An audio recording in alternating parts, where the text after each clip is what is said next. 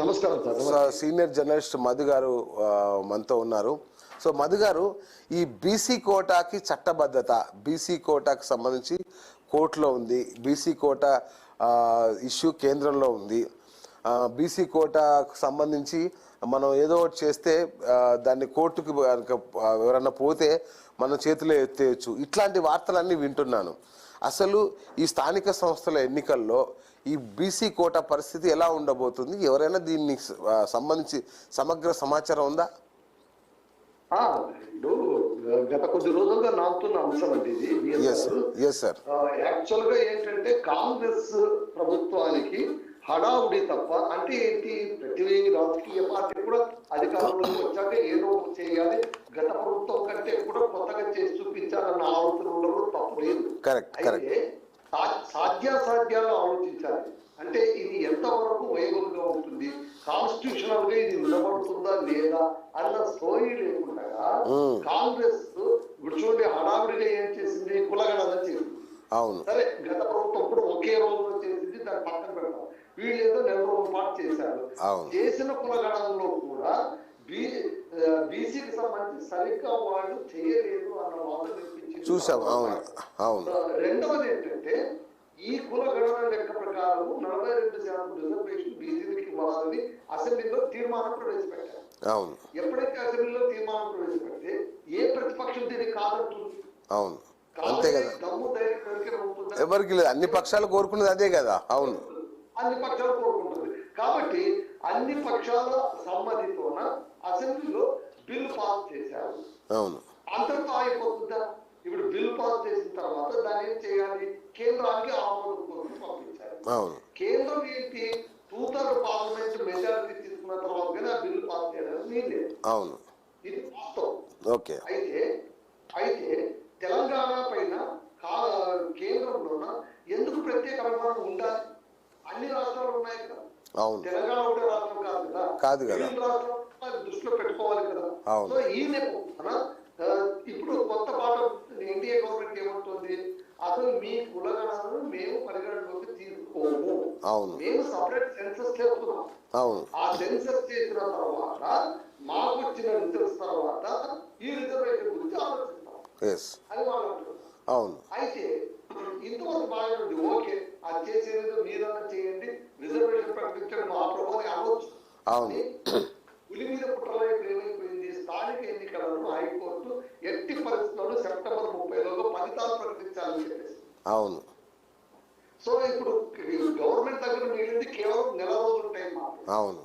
ఈ నెల రోజుల్లో కేంద్రం అనుమతి అనేది ఖచ్చితంగా రాదు, అసాధ్యం అది. అవును, కేంద్రం చెప్పకపోతే వీళ్ళు రిజర్వేషన్ స్థానికంగా సొంత పరంతోన స్టేట్ కు అధికారం లేదు. ఒకవేళ రాష్ట్రం ఖచ్చితంగా ఇచ్చి తీరాలి అనుకుంటే దానికి ఒక ప్రత్యేక జీవో ఇవ్వచ్చు. ప్రత్యేక జీవో ఇచ్చినా కూడా దానిపైన ఎవరైనా కోర్టుకు వెళ్తే అది కూడా నిలబడదు. ఇప్పుడు ఏమైపోయింది, కాంగ్రెస్ ఖచ్చితంగా మైండ్ గేమ్ ఆడుతుంది అని ప్రతిపక్షం బీఆర్ఎస్ ప్రభుత్వం అంటుంది. ఎలాగో ఈ రిజర్వేషన్ తమ పరిధిలోకి కాదని తెలిసి కూడా కాంగ్రెస్ నాటకాలు ఆడింది. ప్లస్ ఇప్పుడు ఏం చేస్తుంది, జీవో విడుదల చేసి దెబ్బకు 2 పిట్టలు. అంటే ఏంటి, ఇదంతా కూడా గతంలో బీఆర్ఎస్ ప్రభుత్వం సరిగ్గా చేయలేకపోవడం వల్ల మాకు ఈ తిప్ప వచ్చి పడిందని స్థానిక ప్రతిపక్షాన్ని తిట్టడం. రెండవది ఏంటి, కేంద్రం ఏం చేయలేదు, మమ్మల్ని ఏం చేయమంటారు, అక్కడికి మేము జీవో పాస్ చేసినప్పుడు ఎవరో కోర్టుకి వెళ్ళారు, మళ్ళీ ఇప్పుడు మేము చేయగలిగింది ఏమీ లేదు అని చేతులెట్టారు. సో స్థానిక ఎన్నికలు 30లోగా నడిపించాల్సిన అనివార్యతను దృష్టిలో పెట్టుకుంటే బీసీ కోట 42% దాకా ఉండే వీలు లేరు. దానికి ఏమవుతుంది, పార్టీ పరంగా నువ్వు ఎలా ఇస్తావు, నువ్వు ఇస్తావు, మిగిలిన పార్టీలు ఇవ్వాలని రూల్ ఎక్కడుంది? ఇప్పుడు ఎన్డీఏ గవర్నమెంట్ ఇక్కడ స్థానిక బీజేపీ నాయకులు ఏమంటున్నారంటే ఇది కాంగ్రెస్ స్థానం, దానికి నొప్పికి నేను మాత్రం నేను అది అంటారు. ఇప్పుడు వాళ్ళకి తేలితోట కనిపించింది, వాళ్ళు తెలియదు, వాళ్ళకు సెన్సస్ ప్రకారం వచ్చిన తర్వాత చేయాలని, సెన్సస్ చేస్తామని దృష్టిలో పెట్టుకొని కూడా ఎలా చేశారు, అది కూడా ఇర్రేషనల్ గా చేశారు, నైతికంగా చేయలేదు. వాళ్ళు అప్పుడు వచ్చే సరిగ్గా లేదు, చాలా మంది మమ్మల్ని పరిగణలో దాదాపు మా ఇంటికి కూడా రాలేదు సార్, మా ఇంటికి కూడా ఎవరు రాలా, అసలు ఎవరు అడగలా. అవును 2 లక్షల మందిని అసలు పట్టించుకోలేదని అవును బీసీ వర్గాల వారు, సామాజిక వర్గాల వారే ఆందోళన లేవనెత్తుతారు. అవును. ఇంకా దాని వ్యాలిటీ ఏముంటుంది?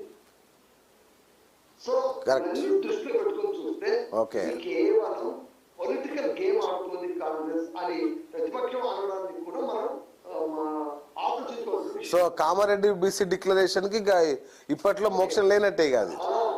అందుకే ఎన్నికల్లోన ముందు హామీలు ఇచ్చేటప్పుడు కాస్త ఆలోచించి ఇవ్వాలి. అలా ఇచ్చుంటే సార్ అలా ఆలోచించి ఇచ్చుంటే కాంగ్రెస్ అధికారంలో రావడం కల్లా ఎప్పుడు వచ్చేది కాదు అధికారంలోకి. ఎందుకంటే కావచ్చు లేదా ఉచిత హామీలు, ఎస్ సూపర్ ఫైవ్ హామీ కావచ్చు, ఇవన్నీ కూడా కేవలం ఎన్నికల్లోనే గెలిచి గట్టెక్కితే చాలు ఇచ్చినవి. అవును కాబట్టి ఇప్పుడు ఆ ఇబ్బందులు తప్పట్లేదు. ఇప్పటికే కాంగ్రెస్ కు మీడియా లెక్క ప్రకారం ప్రతికూలత ఎదురవుతుంది అని అంటున్నారు. 40% దూరంగా ఉన్నారు. అవును. 5 మంత్రులు పైన చాలా ప్రజల మీద విపరీతమైన వ్యతిరేకత ప్రజలకి. అవును 75% నియోజకవర్గాల్లోన ఎదురుగాలి వీరుతోంది అని ఈ లెక్క ప్రకారం స్థానిక ఎన్నికలకు వెళ్ళడానికి వాళ్ళ దగ్గర ఉన్న ఏకైక ఆయుధం బీసీ రిజర్వేషన్ అయితే అది కూడా నిర్వీర్యమయ్యే పరిస్థితి వచ్చింది. Correct sir. అంటే ఈ డ్రామా ఎట్లా మరి ఇది ఎట్లా దీన్ని ప్రభుత్వం ఎంత గొప్పగా తీసుకెళ్తా చూడాలి. మరి బీసీ రిజర్వేషన్లు అనేది ఇస్తుందా లేదా పార్టీ పరంగా ఇస్తుందా అనేది ఇంకా బహుశా పార్టీ పరంగానే అవుతుంది అనుకుంటా.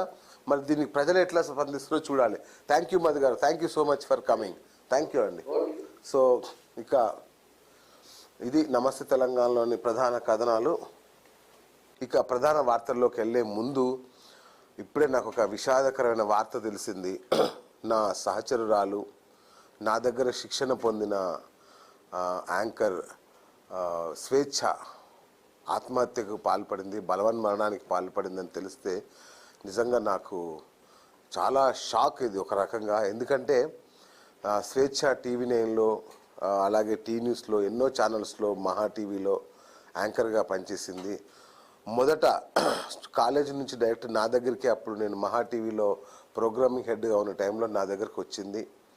వచ్చి స్క్రిప్ట్ రైటర్గా వచ్చింది నా దగ్గరికి. అద్భుతంగా కవితలు రాస్తుంది. అద్భుతమైన చైతన్యానికి ప్రతీక నిజానికి స్వేచ్ఛ. వాళ్ళ అమ్మ నాన్నలు ఇద్దరు కూడా ప్రగతిశీల సమాజంలో చాలా పేరెన్నిక గలవాళ్ళు, ప్రముఖులు, నక్సల్స్ ఉద్యమంలో ఉన్నవాళ్ళు. అలాంటి వాళ్ళ కూతురుగా స్వేచ్ఛ అద్భుతమైన ప్రతిభా పాఠవాలు కలిగిన అమ్మాయి. మరి ఏమైందో సడన్గా బలవన్మరణానికి పాల్పడిన రాత్రి 10:30 గంటల సమయంలో ప్రస్తుతం తను టీ న్యూస్లో సీనియర్ యాంకర్గా పనిచేస్తోంది. ఇది నిజంగా నాకు షాక్. ఎందుకంటే తను ఏం జరిగినా కూడా